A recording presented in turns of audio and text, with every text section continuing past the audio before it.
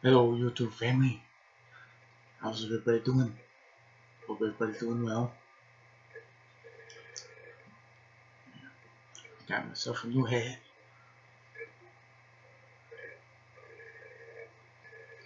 Got the Jesus fish on the top here.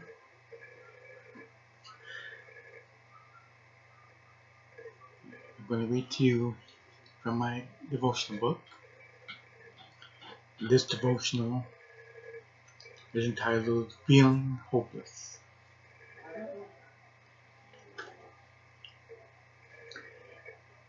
I'm going to read from my Bible, Acts 27, 1 through 25.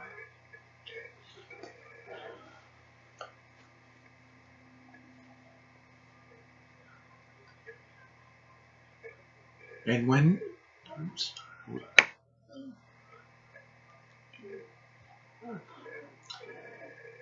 when it was decided that we should sail to Italy, they delivered Paul and some other prisoners to one named Julius, a centurion of the Augustan regiment.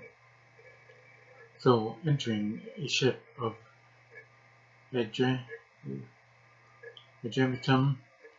we put to sea, meaning to sail along the coast of Asia. Artisius, a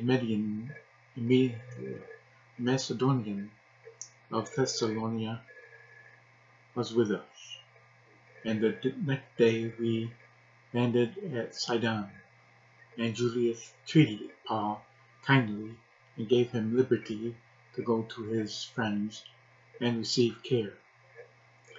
When we had put to sea from there, we sailed under the shelter of Cyprus, because the winds were contrary. And when we had sailed over the sea which is off Cilicia and Pamphylia, we came to Myra, a city of Lycia. There the centurion found an Alexandrian ship sailing to Italy, and he put us on board. When we had sailed slowly many days and arrived with difficulty off Citius, the wind not permitting us to proceed, we sailed under the shelter of Crete off Samon. Passing it with difficulty, we came to a place called Fair Havens, near the city of Lasea. Now when much time had been spent back, and sailing was now dangerous because the feast was already over, Paul advised them, saying, "Men, I perceive that this voyage will end with disaster and much loss, not only of the cargo and ship, but also our lives." Nevertheless, the centurion was more persuaded by the helmsman and the owner of the ship than by the things spoken by Paul. And because the harbor was not suitable to winter in, the majority advised to set sail from there also, if by any means they could reach Phoenix, a harbor of Crete, opening toward the southwest and northwest, and wintered there. When the south wind blew softly, supposing that they had obtained their desire, putting out to sea, they sailed close by Crete. But not long after, a tempestuous headwind arose called Euroclydon. So when the ship was caught and could not head into the wind, we let her drive, and running under the shelter of an island called Claudia, we secured the skiff with difficulty. When they had taken it on board, they used cables to undergird the ship, and fearing lest they should run around on the citrus sands, they struck sail, and so were driven. And because we were exceedingly tempest-tossed, the next day they lightened the ship.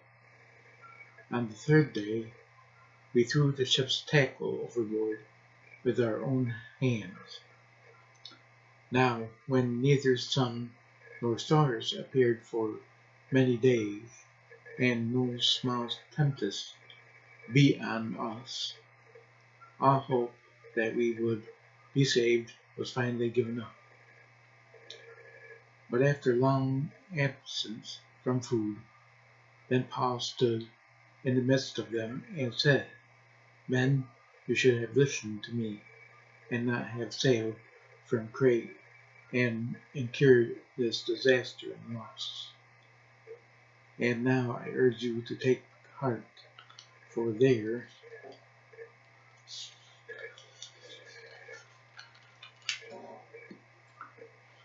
will be no loss of life among you, but only of the ship. For there stood by me this night an angel of the God to whom I belong and whom I serve, saying, Do not be afraid. Paul, you must be brought before Caesar, and indeed God has granted you all those who sail with you. Therefore take heart, men, for I believe God that it will be just as it was told me.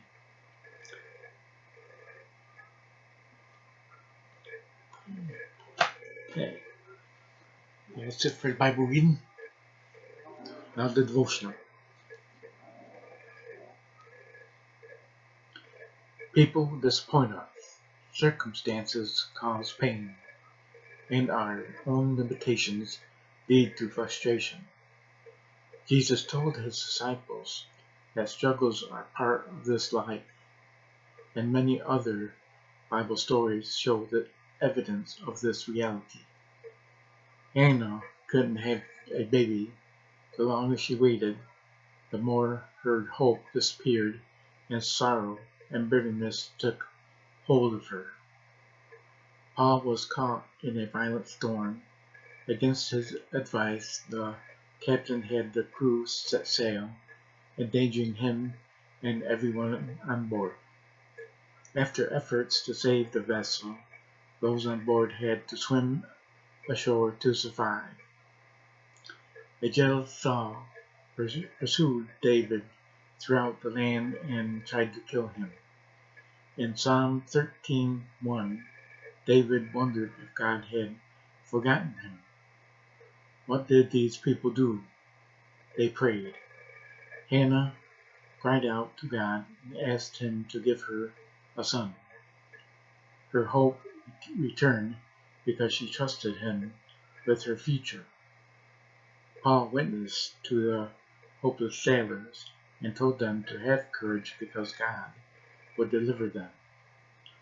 David didn't dwell on his circumstances, but instead focused on God's unfailing love. Time with God can combat hopelessness. It moves our attention from the circumstances to the Father's great love for us. Amen. Okay, that's it for the reading. I hope y'all enjoyed it. Hope it meant something to you. Please like, share, and subscribe. And until I see you again, God bless you all, and goodbye.